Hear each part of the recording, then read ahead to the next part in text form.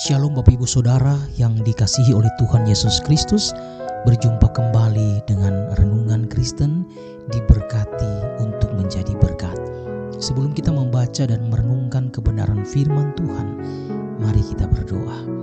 Bapa di surga, terima kasih, kami bersyukur untuk kesempatan yang Tuhan berikan bagi kami untuk kami membaca dan merenungkan firman-Mu. Buka hati dan pikiran kami supaya kami mengerti, memahami firman-Mu, terlebih mampukan kami melalui pertolongan kuasa Roh Kudus, supaya kami juga menjadi pelaku firman dalam hidup ini. Di dalam nama Tuhan Yesus kami berdoa dan mengucap syukur. Haleluya, amin. Saudara-saudara, tema kita pada hari ini yaitu identitas diri di dalam Kristus. Saudara-saudara yang kekasih, yang diberkati oleh Tuhan kita Yesus Kristus, salah satu krisis terbesar di zaman ini bukan hanya krisis ekonomi, bukan hanya krisis moral atau di dalam keluarga, tetapi krisis identitas diri. Banyak orang tidak tahu siapa dirinya.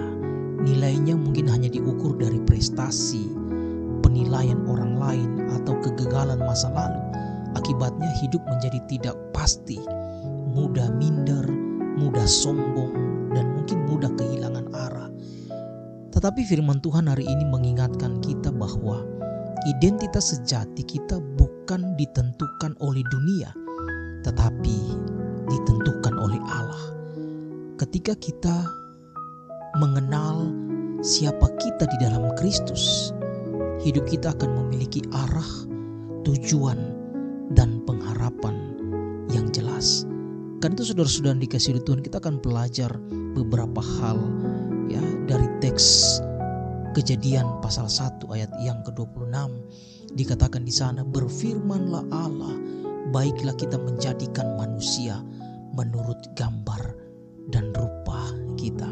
Saudara, hal yang pertama yang kita pelajari adalah identitas diri kita berasal dari pencipta kita, itulah Allah. Manusia bukan hasil kebetulan diciptakan, tetapi ada rencana dan ada tujuan Allah yang jelas bagi kita. Karena itu sebagai ciptaan Allah, identitas kita melekat pada siapa yang menciptakan kita, bukan pada apa yang kita miliki atau apa yang kita capai. Dunia sering berkata bahwa nilai seseorang itu ditentukan oleh jabatan, nilai seseorang ditentukan oleh kekayaan atau popularitas. Namun firman Tuhan berkata bahwa kita bernilai karena kita adalah ciptaan Tuhan. Mazmur pasal 139 ayat 14 berkata di sana, aku bersyukur kepadamu oleh karena kejadianku dahsyat dan ajaib. Haleluya saudara. Ketika kita lupa bahwa kita diciptakan menurut gambar Allah, kita mudah merasa rendah diri, atau sebaliknya kita menjadi sombong. Tetapi ketika kita memahami asal-usul kita di dalam Tuhan, kita dapat menerima diri kita apa adanya dan bersyukur atas hidup yang Tuhan berikan. Saudara, mari kita hentikan kita membandingkan diri dengan orang lain. Terimalah diri kita apa adanya. Kita ada sebagai ciptaan Tuhan yang unik dan yang berharga di matanya. Kemudian yang kedua saudara, yang kita pelajari, identitas diri kita dipulihkan melalui Kristus. Dosa telah merusak identitas manusia di dalam dunia ini. Sejak kejatuhan manusia ke dalam dosa, manusia kehilangan arah, kehilangan tujuan, dan kehilangan hubungan yang benar, yang erat dengan Allah. Namun saudara, hal yang menggembirakan, kabar baik adalah ketika Yesus datang untuk memulihkan identitas kita. 2 Korintus pasal 5 ayat 17. Jadi siapa yang ada di dalam Kristus, ia adalah ciptaan baru. Saudara, di dalam Kristus kita tidak lagi disebut sebagai orang berdosa yang terhilang, melainkan kita adalah orang-orang yang ditebus. Kita adalah anak-anak Allah. Yohanes pasal 1 ayat 12 berkata di sana, tetapi semua orang yang menerimanya diberinya kuasa supaya menjadi anak-anak Allah. Saudara, identitas kita bukan lagi ditentukan oleh masa lalu. Identitas kita bukan ditentukan oleh kegagalan kita atau luka batin dalam diri kita. Di dalam Kristus kita diampuni. Di dalam Kristus kita diterima. Dan di dalam Kristus kita dikasihi tanpa syarat. Saudara, salib Kristus adalah bukti bahwa nilai kita sangat besar di mata Tuhan. Pengorbanannya, darahnya tercurah bagi kita. Haleluya saudara. Karena itu janganlah saudara hidup kita didasarkan kepada label lama kita. Kita sudah ditebus menjadi manusia yang baru. Tinggalkan identitas lama kita dan hiduplah sebagai ciptaan yang baru di dalam Kristus. Identitas kita ada di dalam Kristus. Yang ketiga saudara, identitas diri kita dinyatakan melalui cara hidup kita. Nah saudara, identitas sejati tidak hanya diketahui tetapi juga dinyatakan melalui cara hidup. Orang yang tahu siapa dirinya di dalam Kristus, dia akan hidup sesuai dengan kebenaran firman Tuhan. Efesus pasal 5 ayat yang ke-8 berkata di sana, hendaklah kamu hidup sebagai anak-anak terang. Nah saudara, identitas sebagai anak Allah memanggil kita untuk kita hidup kudus.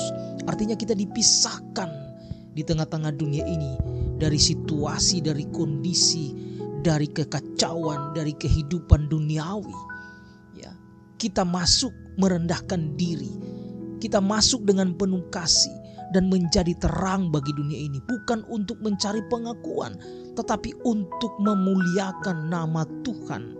Matius pasal 5 ayat 16 Yesus berkata, demikianlah hendaknya terangmu bercahaya di depan orang. Saudara, ketika kita hidup sesuai identitas kita di dalam Kristus, maka dunia akan melihat satu perbedaan. Itulah kita dikuduskan, berbeda dengan yang lain saudara. Kita dipisahkan dalam kehidupan kita. Hidup bukan lagi dalam kegelapan, tapi kita hidup dalam terang. Menjadi terang Kristus di tengah-tengah dunia ini.